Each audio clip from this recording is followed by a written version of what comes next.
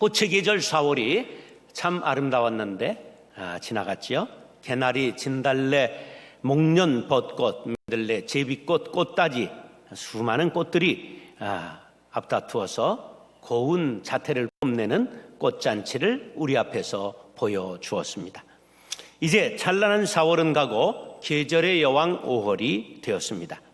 실록의 계절 5월에는 아주 수많은 기념일들이 있는데 어린이날, 부모 어버지의 날, 스승의 날, 수많은 기념일들이 있습니다.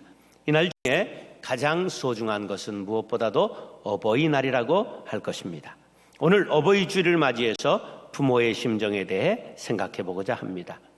여러분에게 한번 물어보겠습니다. 여러분은 나는 철이 언제 들었다 한번 생각해 보세요. 나는 철이 언제 들었다. 아직 철이 안 든 사람들 한번 손 들어보세요. 사람에 따라 철이 일찍 드는 사람이 있는가 하면 늦게 철이 나는 사람이 있지요. 보통 사람들이 이렇게 말합니다. 일찍 고생하고 인생의 쓴맛을 본 사람들이 일찍 철이 든다 그렇게 말합니다. 그러나 반드시 그런 건 아니죠. 같은 환경 속에서 자란 형제끼리도 속이 깊은 사람이 있는가 하면 전혀 생각 없이 살아가는 사람도 볼 수가 있습니다. 늦게 철드는 사람을 보면 세상에서 뭐라 그러냐면 철들자 망령이라 그렇게 말합니다. 늦게 철들어 사리를 알만한데 늙어서 아무것도 할 수 없게 된 경우를 철들자 망령이라 그렇게 말하지요. 그러면 철이 든다는 말의 뜻은 뭘까요? 제법 사리를 분별할 줄 아는 힘이 생긴다 그렇게 말할 수 있지요. 사람이 보통 몇 살이면 철이 들까? 아이들의 성장 과정을 보면 7살쯤 되면 눈치가 멀쩡해집니다. 내가 정말 알아야 할 모든 것은 유치원에서 배웠다. 그런 베스트셀러가 있었지요. 어떻게 살고 뭘 하고 어떤 사람이 돼야 하고 다른 사람들과 함께 살아가자면 어떤 방식으로 생각하고 움직여야 하는지를 유치원 다닐 나이만 되면 알 수 있다는 내용입니다. 그러나 이론과 실제는 다르게 마련이지요. 오죽하면 철들자 망령이라는 말이 다 생겼겠습니까? 영국에서 5천 세대를 대상으로 조사를 했습니다. 당신의 자녀들이 몇 살쯤 되니까 철이 드는 것 같습니까? 그렇게 질문했더니 평균으로 22살쯤 되니까 부모 입장을 이해하기 시작하더라. 그런 통계가 나왔습니다. 그러면 여러분들의 집에서 자녀들은 22살쯤 되니까 부모의 입장을 헤아리던가요? 거의 그렇지 못하죠. 또 자신들은 언제쯤 철이 들었다고 생각을 하십니까? 보통 부모가 돼보아야 부모 마음을 안다고들 말하지요. 어렸을 때 부모 마음을 다 이해할 수 없는 것이 인지상정이지요. 자기가 그 입장에 서 보아야 비로소 그때 어머님의 마음이 그랬겠구나 하고 목이 매게 마련입니다. 오늘 본문은 내 아들아 들으라 라고 시작하고 있습니다. 어떤 부모나 자식이 지혜자가 되고 잘되고 형통하기를 원합니다. 자식이 일찍 철이 들어 사리를 분별하고 지혜롭게 모든 일을 행하기를 원하는 것이 부모의 심정입니다. 이것이 육신의 부모의 심정이요 영의 아버지인 우리 하나님의 심정일 것입니다. 그런데 자식들은 그런 부모의 심정을 잘 헤아리지 못하지요. 사랑하는 형제 자매 여러분, 부모의 심정을 이해하며 그 말씀을 듣고 순종하는 지혜자, 철든 자녀들이 되시기를 예수님의 이름으로 축원합니다. 따라서 부모는 자식이 장수하기를 원합니다. 부모는 누구든지 자식이 무병장수하기를 기원하지요. 아무리 말썽 피우는 자식이라도 막상 아파서 입원하면 밤새워 잠 못 자면서 간병하는 것이 부모 아닙니까? 저의 기억 속에서도 어려서 열병에 걸려 약을 먹고 깊은 잠에 들었다가 눈을 떴는데 근심 어린 눈빛으로 저의 얼굴을 지켜보시던 어머니의 얼굴이 생각납니다. 불효 중에 제일 불효는 부모님이 살아계신데 자식이 먼저 앞서가는 것이지요. 왜냐하면 부모가 돌아가시면 산에다 묻지만 자식이 먼저 죽으면 그 가슴에다 묻기 때문입니다. 부모는 자식을 결코 잊을 수 없기 때문에 늘 마음에 아픔이 된다는 뜻이지요. 전길자 씨라고 하는 분이 올해 이제 70 가까이 돼 가는 분인데 43년 전 1973년 어느 날 아빠가 출근하려고 그러니까 아기가 칭얼대면서 따라가려고 하니까 아기에게 100원을 주면서 가게에 가서 과자 사 먹어라, 그리고 빨리 들어와라, 그리고 아빠를 따라 내보냈는데 10분이 지나도 20분이 지나도 아이가 돌아오지 않았습니다. 그래서 나가서 찾아보았는데 아이는 바람과 함께 사라져서 43년간을 아무 일도 하지 않고 엄마는 오직 아기를 찾으러 다녔지만 아직도 찾지 못했습니다. 이 어머니는 유엔의 그 미국 정부 산하 실종 어린이 센터까지 몽따주를 보내서 아이를 찾아보았지만 아직도 찾지 못했다는 안타까운 소식이 전해지고 있습니다. 이것이 바로 부모의 심정이지요. 지혜자는 아들에게 이런 당부를 하고 있습니다. 10절, 11절 시작.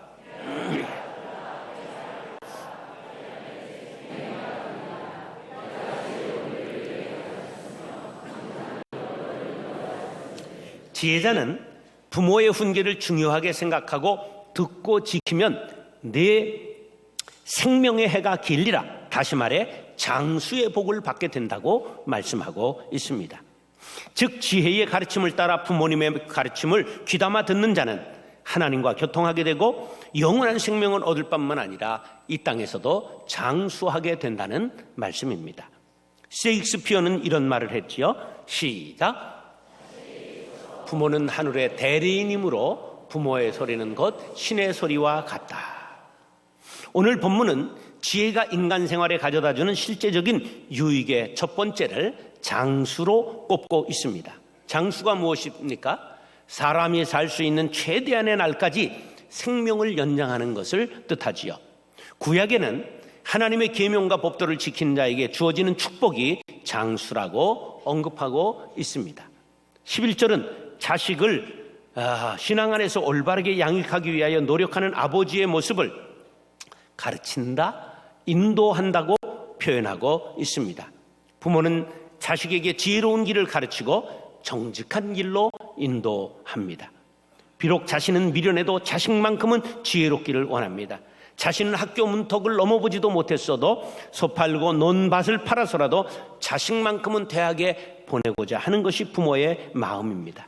자신은 비록 모로 가면서도 너만은 바른 길을 걸어야 한다고 훈계하는 것이 부모의 심정입니다. 이런 부모의 심정을 이해하고 순종하는 자에게 하나님께서 장수의 복을 주시겠다고 열왕기상 3장 14절에 이렇게 말씀합니다. 시작. 내 법도와 명령을 지키면 내가 또 내 날을 길게 하리라. 이 말씀의 배경은 솔로몬이 일천 번제를 드렸습니다. 그랬더니 하나님이 꿈에 나타나셔서 내가 내게 무엇을 줄고 너는 내게 구하라. 그렇게 솔로몬에게 말씀하셨습니다. 근데 그때 솔로몬이 내가 이게 어리고 경험이 부족해서 수많은 백성들을 다스릴 수가 없으니 백성을 잘 다스릴 수 있는 지혜를 주십시오. 그렇게 말하자 하나님께서 신통방통하다고 생각하셨어요. 내가 장수도 구하지 않고 부도 구하지 않고 강한 군사력을 구하지도 않고 지혜를 구하였으니 지혜와 부귀와 영광을 너에게 주고 내게 이 땅에서 오래도록 장수할 수 있도록 내가 내게 복을 주겠노라 약속하신 말씀이 바로 열왕기상 3장 14절의 말씀입니다. 사랑하는 형제자매 여러분, 오직 자식 하나 잘 되기만 바라는 부모의 심정을 이해하고 그 말씀에 순종함으로 지혜의 길, 정직한 길을 걸어 장수의 복, 건강의 복을 받고 누릴 수 있게 되기를 예수님의 이름으로 축원합니다. 그래서 부모는 자식이 순탄한 길을 가기 원합니다. 저는 한국 어머니들이 너무 자녀들을 위하여 맹목적으로 헌신하는 것을 좀 거시기하게 생각하는 사람입니다. 그래서 저는 아이들이 빗자루 들 수 있는 3살만 되면 방 청소는 아이들한테 시켜야 된다, 그렇게 생각하고 유치원만 들어가면 자기 빨래 자기가 할 수 있도록 시켜야 된다고 생각합니다. 빨래가 그렇게 어려워요? 세탁기에 넣고 돌리면 되는데. 물론 저도 아직 세탁기 돌릴 줄 모르지만, 그리고 초등학교만 들어가면 설거지 시키고 중학교만 들어가면 온갖 밥과 반찬을 전부 아이들이 만들게 해야 된다고 저는 강력히 주장합니다. 저와 같은 생각을 가진 사람 한번 손 들어보세요. 그러니까 제가 결코 또라이는 아니라는 게 증명됐습니다. 저 같은 생각을 적지만 하는 분들이 여럿 있다는 것을 알 수가 있습니다. 그런데 한국의 어머니들은 자식들이 오직 공부해야 한다고, 시간이 모자란다고, 피곤하다고 아예 집안일을 시키지 않지요. 그러면 나중에 힘들게 되니 일을 가르치라고 말하면 어머니들이 꼭 하는 소리가 있어요. 때가 되면 다 할 줄 알게 된다. 그럼 뭘 할 줄 알아요? 뻥이지. 물론 핸드폰에 전부 레시피가 나오고 그러기는 해도, 그러나 고유한 우리의 장맛이나 고유한 김치의 맛이나 이런 전통적인 것이 점점 사라지는 것도 사실입니다. 그런데 저와 같이 아이들을 일찍이 일을 시켜서 가사에 종사하게 하고 이런 것들이 인성교육이다, 이렇게 생각하는 사람들도 사실은 아이들이 이 다음에 순탄한 삶을 살기 위해 그렇게 주장하는 것이고, 아이들에게 지금은 공부할 때고 때가 되면 다 할 줄 안다, 그렇게 주장하는 부모님들도 아이들이 순탄한 삶을 살기를 바라서 하는 일이라는 그 마음은 똑같다는 것을 생각해 볼 수가 있습니다. 그러면 오늘 본문에서는 진정 자녀들을 순탄한 길로 인도하는 것이 어떤 것이라고 말씀하고 있는가? 12절로 17절에서 생각해 보겠습니다. 시작!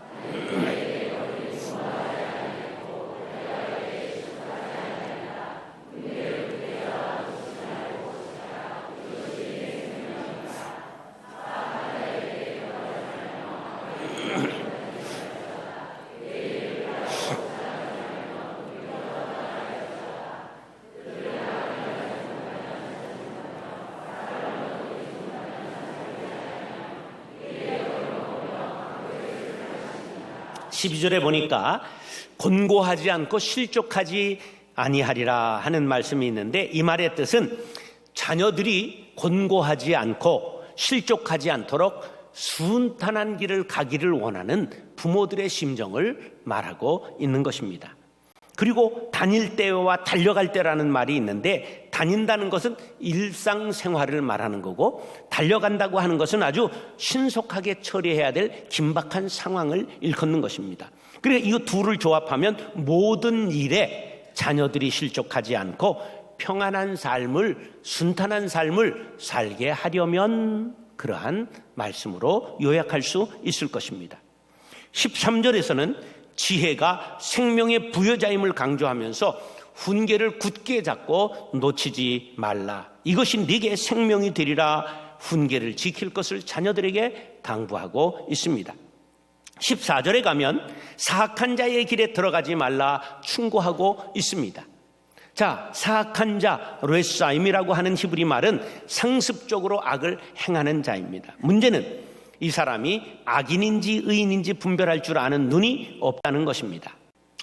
악인이 내가 악인이다, 내가 지금 하는 게 흉계를 꾸미는 것이다, 이렇게 말하는 법이 없다는 것이 문제지요. 그래서 15절에 이런 말씀이 있어요. 그 길을 피해라, 돌이켜 떠나가라. 이건 무엇이냐면, 처음에 몰랐다가 악한 것을 알게 되면 이 사람이 악인이다, 그러면 지체 없이 돌이켜서 그를 떠나라는 거예요. 그런데 사람이 못 떠나거든요. 정 때문에, 미련 때문에 못 떠나는 거죠. 저는 이 목회자들 사이에서도 정말 너무 자기가 강하고 아니다 싶은 분들이 있으면 절대 섞지 않습니다. 밥을 먹지 않습니다. 우리가 거기에 정 때문에, 미련 때문에 섞여 있고 같이 일을 도모하다는 함께 망할 수 있기 때문입니다. 여러분들도 자녀들을 그렇게 가르쳐야 됩니다. 악한 길은 속히 피하고 떠나갈 수 있도록, 그래서 자녀들에게 꼭 이걸 가르쳐야 됩니다. 나와라. 똥이 무서워서 피하냐? 더러워서 피하지. 반드시 우리가 세상의 악한 곳을 뒹굴고 속지 않도록 조심해야 하는 것입니다. 악인과 함께 있으면 함께 더러워지고 악인 취급을 받게 됩니다. 그러므로 피해야 합니다.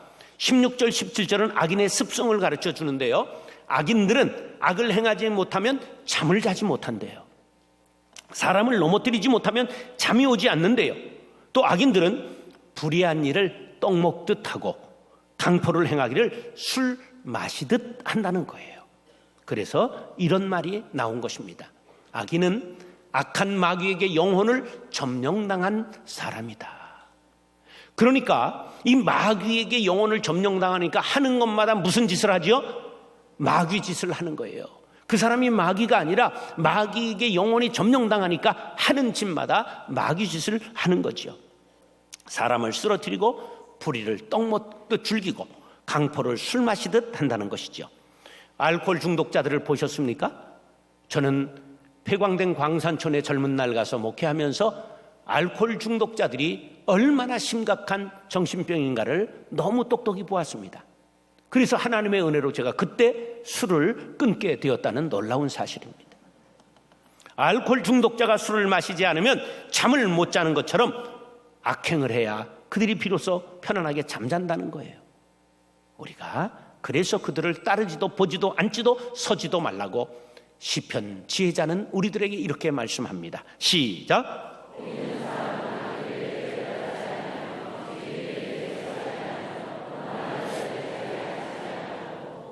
그러므로 악인과의 관계를 끊어야 한다고 시편 기자는 우리에게 가르치고 있습니다. 사랑하는 형제 자매 여러분, 악인을 분별하고 악인의 길에 앉지도 서지도 보지도 않고 의인의 길을 걸어가게 되시기 바랍니다. 그리하여 하나님의 아버지의 뜻과 부모님의 뜻대로 순탄한 길을 걷게 되시기를 예수님의 이름으로 축원합니다. 따라서 부모는 자식의 나중이 창대하기를 원합니다. 이 아이를 낳으면 보통 3kg에 낳잖아요. 근데 아이가 자라서 70kg, 80kg가 돼도 그래도 부모는 비록 반쪽밖에 안 돼도 자식은 자식이에요. 그래가지고 마누라는 밥 그만 먹으라고 뺏는 경우가 있어도 엄마는 절대 뺏는 적이 없습니다. 더 먹어라, 더 먹어라. 애첩과 본부인의 차이를 식당에 가서 자세히 쳐다보면 알 수가 있습니다. 막 기름진 것을 이렇게 막 집어넣어주고 그러면 이거는 애첩이고요. 예, 막 우거지 같은 것만 이렇게 쳐주면 이게 마누라인 거예요. 그것과 마찬가지지요. 예, 마누라는 막 밥그릇을 뺏어도 엄마는 그냥 이렇게 비만한 아이에게까지도 계속 먹이는 게 부모의 심정이지요. 그래서 욥기 8장 7절은 사실 어머니들이 가장 좋아하는 내용입니다. 시작. 이거는 장사하는 그리스도인들이 가게마다 걸어놓는 창대하기를 좋아하는 말씀인데, 이 말씀은 사실 어머니들이 아주 좋아하고 자식에 대해 기원하고 있는 내용이지요. 사람의 일생이 처음도 좋고 나중도 좋다면 얼마나 좋겠습니까? 그러나 그런 사람은 별로 없다는 사실이지요. 자, 그럼 여러분들에게 둘 중에 하나만 고르라고 하면 1번, 2번 중에 잘 고르시기 바랍니다. 어려서는 잘 나가다가 나중에는 완전히 그냥 가난으로 버무리고 사는 자식이 되길 원한다. 1번.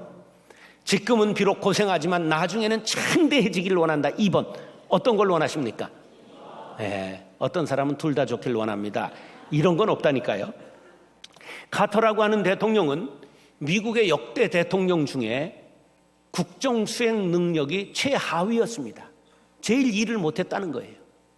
그런데 놀랍게도 대통령 끝난 다음에 인기가 얼마나 올라갔는지 분쟁이 있는 나라에 가서 분쟁을 조정하고 인질로 잡은 북한에 가가지고 그 사람들 데리고 오고 이 평화를 위해서 힘쓰고 주일이면 교회 가서 성경 공부 가르치고 얼마나 신실하게 살았는지 노벨 평화상을 탔잖아요. 처음보다 나중이 좋은 사람. 이게 우리에게 본이 되는 사람이지요.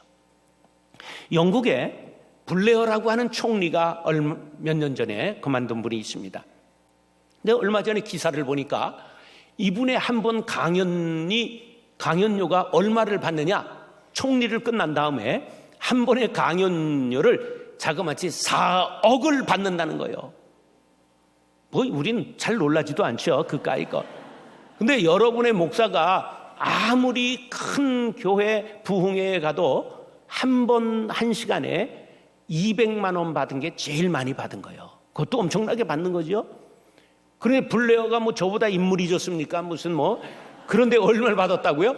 4억을 받았다는 거예요. 이게 총리가 지나고 나서 더 인기가 올라가고 있다, 그런 말 아니겠습니까?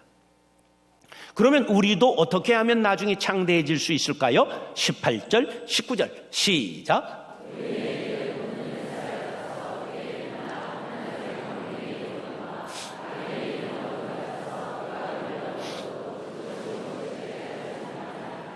예, 의인의 길과 악인의 길을 빛과 어두움으로 대조하면서 그 결과가 너무 다르다는 것을 우리에게 깨우쳐주고 있습니다. 여기서 돋는 햇살이라는 말은 아침 햇살을 말하죠. 아침의 햇빛은 그리 강하지 않아서 처음 돋을 때 눈으로 볼 수가 있습니다. 제가 사진을 좋아하는 사람이니까 카메라로 찍어도 찍을 수가 있습니다. 근데 조금만 있어서 해가 올라오면 그걸 직시하면 눈이 멀 수가 있다는 것을 알아야 합니다. 하나님의 말씀을 따라 사는 지혜자, 부모님의 말씀에 순종하는 의인은 처음에는 돋는 햇살같이 미약해 보이지만 점점 더 하나님께서 창대케 하셔서 어떻게 되느냐? 원만한 광명에 이르게 된다. 이 광명이라는 말은 정오라고 하는 뜻입니다. 정오의 중천에 뜬 태양은 특징이 있는데 그림자가 없습니다. 우리가 아침에 햇살, 저녁에 노을, 반대편으로 그림자를 길게 들이우지만 중천의 태양은 어두움의 그림자가 전혀 없다는 사실입니다.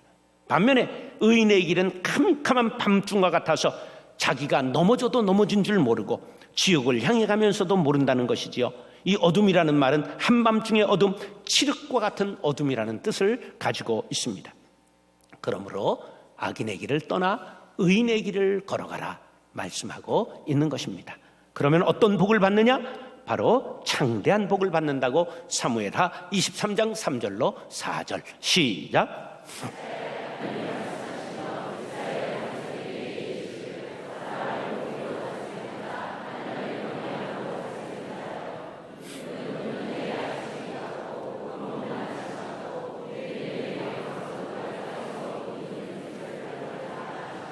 사랑하는 형제 자매 여러분, 하나님의 마음을 헤아리고 부모의 심정을 이해하는 성숙한 성도들이 될 수 있기를 간절히 바랍니다. 악인의 길을 떠나서 의인의 길을 걸음으로 점점 더 창대해지는 복을 받게 되시기를 바랍니다. 우리 모두가 부모님의 마음, 부모님의 심정을 이해하고 부모님께 효도하는 자녀들이 될 수 있기를 예수님의 이름으로 축원합니다.